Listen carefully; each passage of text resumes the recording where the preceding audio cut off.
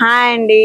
Calcium deficiency వస్తుందని మనం పిల్లలకి రోజు మిల్క్ ఇవ్వాలని చాలా బలవంతం చేసేస్తూ ఉంటాం. చాలా మంది పిల్లలకి టేస్ట్ అసలు పడనే పడదండి. మరి అలాంటి వాళ్ళ కోసం మనం అంజీర్ ఫ్రూట్ అంటాం, దాన్నే మనం ఫిగ్ అని కూడా అంటాం. ఆ ఫిగ్ ని కనుక ఫ్రెష్ ఫ్రూట్ అయితే 6 to 7 పీసెస్ మనం వాళ్ళకి ఇస్తే equal to 1 glass of milk అండి. సో కాల్షియం డెఫిషియన్సీ ఉందని భయపడాల్సిన పనే లేదు.